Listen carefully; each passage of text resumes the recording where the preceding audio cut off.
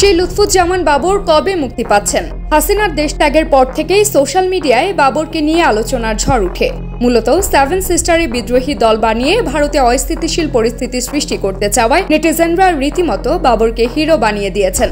যে সেভেন সিস্টার্সে বিদ্রোহের জন্য 10 ট্রাক অস্ত্র মামলায় মৃত্যুদণ্ডপ্রাপ্ত বাবর এখনও জেল খাটছেন। কবে তিনি মুক্তি পাচ্ছেন এ নিয়ে সোশ্যাল মিডিয়ায় মুখিয়ে আছেন নেটিজেনরা বলছেন, বাবরের মুক্তির দিন দেশের জন্য একটি ঐতিহাসিক দিন হবে।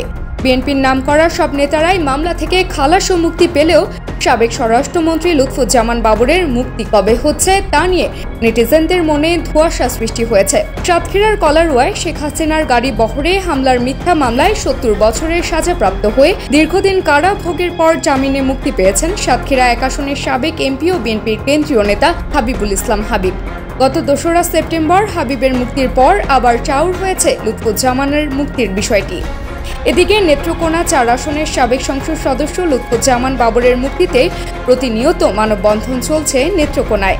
এছাড়াও বাংলাদেশের বিভিন্ন জেলাতেও তার মুক্তির দাবিতে মানববন্ধন করছেন বিভিন্ন নেতা ও জনতারা। এসব মানববন্ধন ও সভায় বক্তারা বলছেন, লুৎফুজ্জামান বাবর বিএনপি সরকারের আমলে সফল স্বরাষ্ট্র প্রতিমন্ত্রী ছিলেন।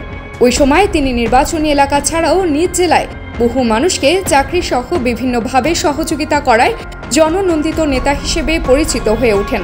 স্বৈরাচার ও ফ্যাসিবাদ শেখ হাসিনা সরকারের মিথ্যা মামলায় তাকে গ্রেফতার করে কারাগারে রাখা হয়েছে। অবিলম্বে তাকে নিঃশর্ত মুক্তির দাবি জানান বিক্ষোভকারীরা। এদিকে তৎকালীন স্বরাষ্ট্রমন্ত্রী বাবর এই 10 ট্রাক বিষয়ে জানিয়েছিলেন, চট্টগ্রামে আটককৃত 10 ট্রাক অস্ত্র ও গোলা বারুদ দেশের অভ্যন্তরে ব্যবহার ও নাশকতার জন্য আনা হয়েছে। আওয়ামী লীগের কথা সরাসরি উল্লেখ না করে তিনি বলেন, 30 এপ্রিলের মধ্যে তারা যেহেতু এ সরকারের পতন ঘটাবে বলেছে, তাতে এ বিষয়টি উড়িয়ে দেয়া যায় না।